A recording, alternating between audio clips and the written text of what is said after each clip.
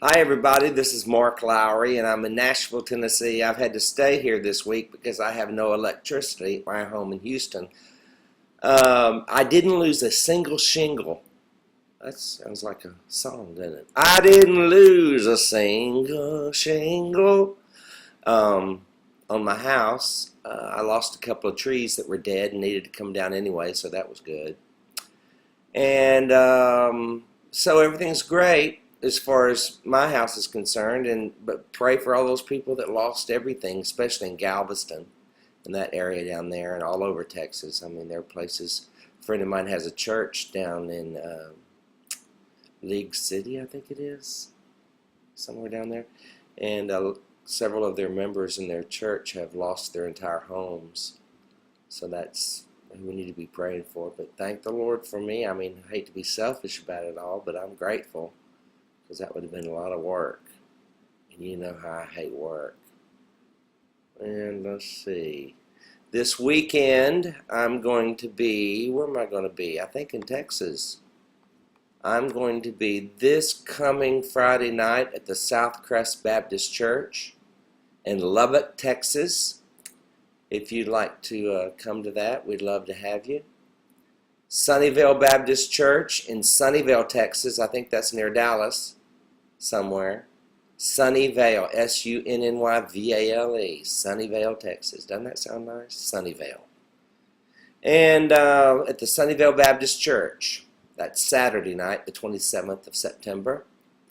And so I hope to see you there. If you're interested in coming, we'd love to have you. Tony and I were in Shipshewana, Indiana the other day doing some shows up there, which were a lot of fun. We did them together, Tony and I, and Lord Song and Stan. And got a lot of great responses from that. Tony told some stories, I told some stories, we talked. It was a lot of fun. And we're going back in 2010. 2010. How will we say that? 2010? Like 1910? You know, we didn't say 1910 or 20.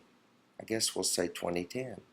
In 2010 or 2010, however you want to say it, we'll be back at Shipshewana. And we were talking about planning for tomorrow, you know, and I remembered my mother telling me about the ant in Proverbs, where Solomon said, consider the ant, how he prepares for the winter. And Tony said it wasn't in the Bible. Well, it's Proverbs 6:6. And I started thinking that 6 is the number of man. You know, I'm not into all that number stuff really that much, but 6 is the number of man. In Proverbs 6:6, men do prepare for the future. Now, Jesus said, don't worry about the future. I think that's in Matthew 6 at the end of it. He says, you know, tomorrow has enough trouble of its own. And I was thinking, did Jesus mean don't even plan what you're going to eat tonight? Don't even plan what you're going to have for Thanksgiving dinner? I don't think he meant that. I think probably what he meant was the things you can control, you know. You can control what you're going to eat for Thanksgiving usually. But the things that are out of your control, don't worry about them. Today has all the trouble you need. And tomorrow may not even come, or you could be dead when it does show up. So why are you worrying? And future tripping is when you worry. You know, you take this future trip in your mind and you feel all the anxiety of it as if you're living it. Well, you might have to live it, so why feel it twice? Don't future trip. Whenever that comes up, say, you know what, that may not even happen. I'm not even going to think about it. And so when it does happen, God will be there with you because, you know, he won't go with you on a future trip.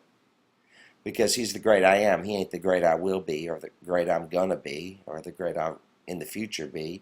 He's the great I am. So when you're going through it, God will walk through you with it. Walk with you through it, I think is what I meant to say. But if you go on a future trip, you're the only God there, according to William P. Young. I read this on his blog, and it's very interesting.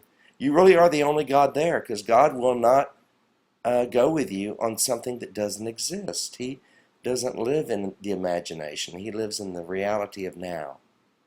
And so I was thinking Solomon was right, you know. Plan what you're going to eat. You know, go get it at Kroger's and cook it tomorrow. You're planning. But you can't plan for things that may or may not happen, like disaster or flood or Nashville, Tennessee running out of gas, which we just did. And I did find a gas station today. I'm staying in Nashville this week, as I've already told you, but I found a gas station today, so I was very excited about that. I was never so excited just to pay $4 a gallon, because when you can't find it at all, $6 a gallon looks good. Anyway, so don't future trip, don't worry. Do consider the ant and plan for winter. But if winter shows up and none of your plannings worked, deal with it when it comes.